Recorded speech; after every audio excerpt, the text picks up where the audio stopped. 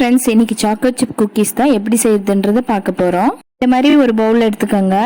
இப்போ அதுக்கு தேவையான பொருளெல்லாம் என்னன்றது பார்த்துடலாம். Maida, sugar, milk powder, custard powder, அப்படி இல்லைன்னா vanilla powder, cocoa powder, butter. இவ்வளோதாங்க இதுக்கு தேவையான பொருள். இப்போ பட்டரை வந்துட்டு இந்த பவுலில் போட்டு நல்லா மிக்ஸ் பண்ணிடலாம். டேஸ்ட் பார்த்தீங்கன்னா ரொம்பவே சூப்பராக இருக்கும். கடையில் வாங்குற ஹைட் அண்ட் ஷேக் பிஸ்கெட் எப்படி டேஸ்ட் இருக்குது அதே மாதிரி இருக்கும்.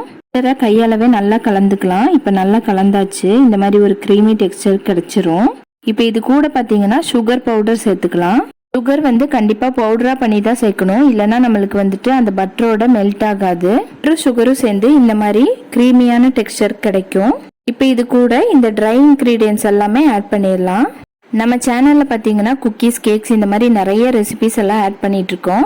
ரெகுலராக ரெசிபிஸ் எல்லாம் பார்க்கறதுக்கு நம்ம சேனலை சப்ஸ்கிரைப் பண்ணிக்கோங்க. அடுத்தடுத்த வீடியோஸ்லாம் பார்த்தீங்கன்னா healthy cookies, kids special cookies, இந்த மாதிரி நிறைய குக்கீஸ் எல்லாம் அப்லோட் பண்ணுறேன். இப்போ எல்லா இன்க்ரீடியன்ஸும் பார்த்தீங்கன்னா 1 by 1 ஆட் பண்ணியாச்சு. இப்போ நம்ம கையாலவே நல்லா வந்து மிக்ஸ் பண்ணி விட்டுடலாம். உங்கள் பேட்டரி வந்துட்டு ரொம்ப லூஸாக இருக்க மாதிரி இருந்துச்சுன்னா ஒரு 5 minutes ஃப்ரிட்ஜில் வச்சு செட் பண்ணிக்கோங்க. அப்படி இல்லாமல் ரொம்ப திக்காக இருக்க மாதிரி இருந்ததுன்னா ஒரு ஸ்பூன் பால் இல்லைனா ஒரு ஸ்பூன் தண்ணி ஆட் பண்ணிக்கோங்க. பேட்டர் வந்து சூப்பராக ரெடி ஆயிடுச்சு. இது கூட நம்ம சாக்கோ சிப்ஸ் ஆட் பண்ணிக்கலாம். இப்படி பேட்டர் கூடவே சாக்கோ சிப்ஸ் ஆட் பண்ணும்போது நம்மளுக்கு சாப்பிடும்போது இடையிடையில கிடைக்கும். டேஸ்ட் ரொம்பவே சூப்பராக வரும். இப்படி இந்த மாவை நல்லா இப்படி தேய்ச்சிட்டே இருந்தோம்னா நல்லா சாஃப்ட் ஆகிடும். அதுக்கப்புறம் நம்ம சப்பாத்தி கட்டையை வச்சுட்டு நல்லா உருட்டி எடுத்துக்கலாம். இது செய்யறதுல நம்மளுக்கு முக்கியமான ஸ்டெப்பு இந்த மாதிரி ஸ்கேல் வச்சுட்டு சைடு எல்லாமே லெவல் பண்ணுறது தான். அப்போ தான் நம்மளுக்கு குக்கீஸ் எல்லாம் ஒரே லெவலாக கிடைக்கும். இல்லைன்னா திக்னஸ் பெருசு சின்னது அந்த மாதிரி ஆயிட்டா ஒரு குக்கீஸ் சீக்கிரம் வெந்துடும், இன்னொரு குக்கீஸ் பேக் ஆகாது, அந்த மாதிரி ஆயிடும். அதுக்கு வந்துட்டு இந்த மாதிரி லெவல் பண்ணுறது ரொம்பவே முக்கியமான விஷயம். இப்போ இந்த மாதிரி குக்கி கட்டர் வந்துட்டு எஸ்என் ஷாப்பில் எல்லாத்துலேயுமே கிடைக்கும். நான் சாக்கோ சிப் குக்கீஸுங்கிறனால இந்த மாதிரி ஸ்கொயர் எடுத்திருக்கேன். உங்களுக்கு எந்த ஷேப்பில் வேணுமோ நீங்கள் அந்த ஷேப் எடுத்துக்கோங்க.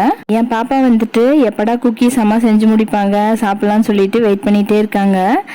சரி நானும் செய்ய வரமா, எனக்கும் ஆசையாக இருக்குன்னு சொல்லிட்டு அந்த ஷேப் பண்ணுறதுக்கு மட்டும் செய்ய வந்தா. இப்போ பாருங்கள் நம்ம குக்கீஸ் ஷேப்பு எப்படி அழகாக எடுக்க வருது.